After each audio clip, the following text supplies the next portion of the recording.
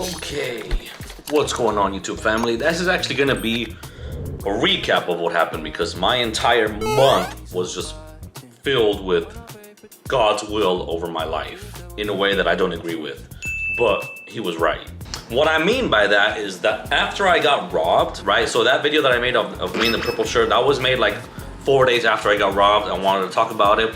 It was still fresh in my mind. I wanted to make a video. Not for humor, but legit for memory. It just so happens that I'm hilarious. But what ended up happening is that I'm like, okay, well, you know what? Praise God, I have all the blessings I need. I'll just buy a car here in Nebraska, go get my license because I left my wallet in the car that was also robbed, and then I'll be okay. So my plan was to get a license, go to the bank, then go to the dealership and see what I could do. When I got my paperwork to go to the DMV here in Nebraska, it turns out my paperwork was too old, so I couldn't get my license. Thus, I couldn't get a car. So I called my cousin in Miami who works with cars. I'm like, yo, can you hook it up? He's like, dale, I'm about it. So I was like, all right, I already bought a ticket for Miami in December. I'm just gonna go ahead, change the date, make it one way, and then drive the new car back from Miami to Omaha the same way I did when I moved here. Concurrently, I had to get all my new debit and credit cards, and they were actually all being sent to Miami as well, so I'm thinking I'll just kill two birds with one stone. I get to Miami, a few credit and debit cards show up, I say hi to all the homies, and I figured because I couldn't get my license in Nebraska, I'm still getting mail and my debit and credit cards all sent to Miami, so I'll just use that paperwork,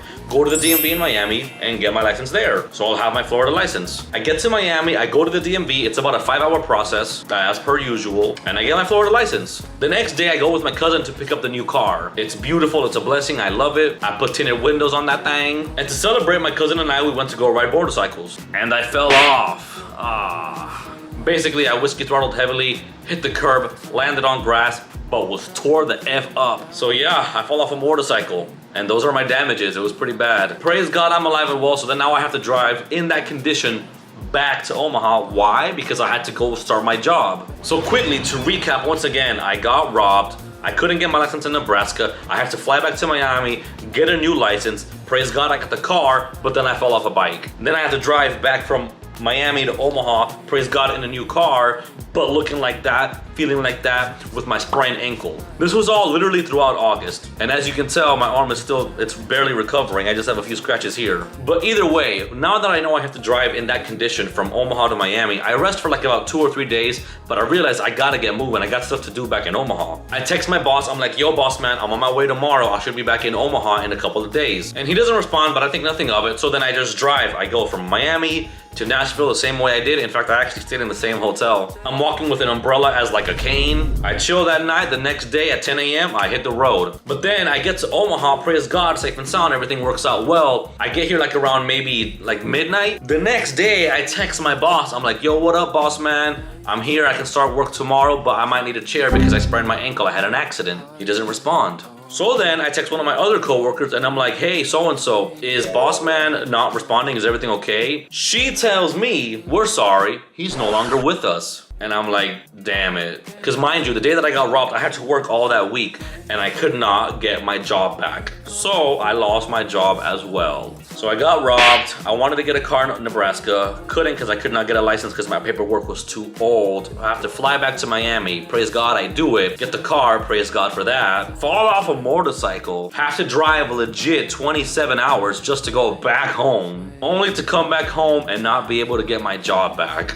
And then somewhere around all of that, I'm like, you know what? I can't get my job back. I'm gonna take some time off to recover my leg because I'm still sore. In fact, I'm still sore right now. This is like a clip of it. My ankle is still messed up, but it's the second week of September, and this was all around like maybe mid-August. But yeah, somewhere around all of that, actually 4 days ago, I was throwing up like crazy because I got a stomach virus. I normally don't eat pork, including bacon, so I'm guessing this one was heavily undercooked, and I was just feeling it. I don't know if I look thinner or like sucked up.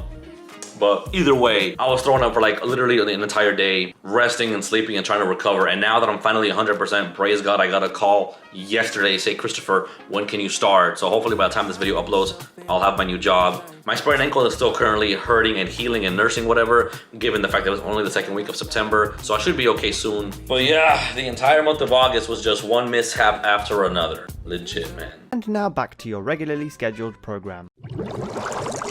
getting robbed at church, losing all my belongings inside. I couldn't get a car or nothing else here in Nebraska because my paperwork was just too old because I completely forgot about it. Having to fly back to Miami, falling off a motorcycle, and then having to drive back in that condition. Driving for 24 hours only to come back and not be able to get my job. And then my stomach virus.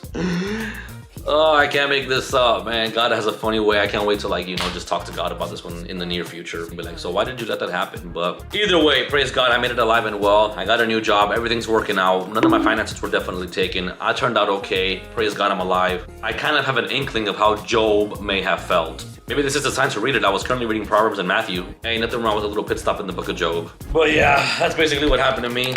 So to recap, all of that happened. This is the other half of the video. And let's see how the Lord does moving forward. Stay blessed, you guys. Peace.